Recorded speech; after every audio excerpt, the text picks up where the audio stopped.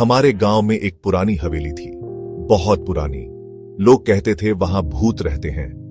हवेली के चारों ओर ऊंची दीवारें थीं। दीवारें टूटी हुई थीं, उन पर पेड़ उगाए थे।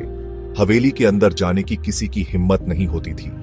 रात को वहां से अजीब आवाजें आती थीं। कुछ लोगों ने कहा था कि उन्होंने वहां रोशनी देखी है। गांव के बुजुर्ग बच्चों को वहां जाने से मना करते थे। वे कहते थे वो हवेली शापित है। हवेली के आसपास का माहौल हमेशा भयानक रहता था। सूरज ढलने के बाद तो कोई उस तरफ देखने की भी हिम्मत नहीं करता था। क्या सचमुच वहां भूत थे? किसी को नहीं पता था, लेकिन हवेली का डर सबके दिलों में बसता था। यह हवेली हमारे गांव का एक भयानक रहस्य थी। गांव में एक युवक था, अमित।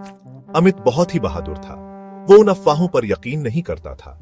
उसने सोचा, मैं खुद ही देखूंगा कि हवेली में क्या है। एक रात अमित ने हवेली में जाने का फैसला किया। रात का अंधेरा छाया हुआ था, चारों ओर सन्नाटा था। अमित हवेली के पास पहुंचा। उसके हाथ में एक टॉर्च थी। वह धीरे से टूटी हुई दीवार के पास गया। दिल जोर से धड़क रहा था। अमित ने गहरी सांस ली और अंदर कूद गया। हवेली के अंदर अंधेरा था। हवा में सडढ़ी हुई लकड़डेढ़ी और धूल की गंध थी। अमित धीरे धीरे आगे बढ़ा।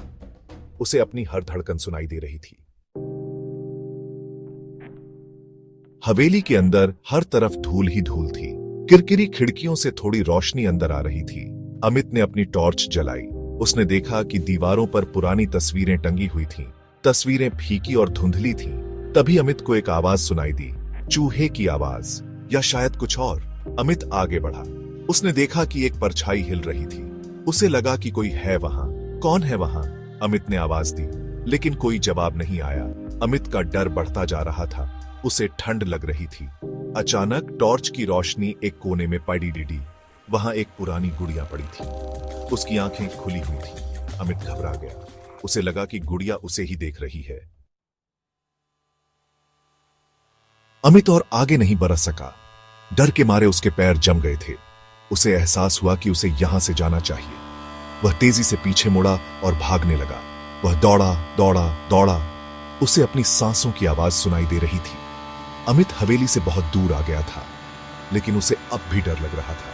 वो सीधा गांव की तरफ भागा। गांव वाले उसे देखकर हैरान हो गए। क्या हुआ अमित? तुम ऐसे क्यों भाग रहे हो? अमित ने उन्हें सब कुछ बता दिया। हवेली के अंदर की अजीब आवाजें, परछाई और गुड़िया। गांव वाले उसकी बातें सुनकर हैरान रह गए। उन्हें अमित पर यकीन हो गया। उन्होंने फैसला किया कि अब कोई भी उस हवेली के पास नहीं जाएगा। हवेली का रहस्य बरकरार रहा।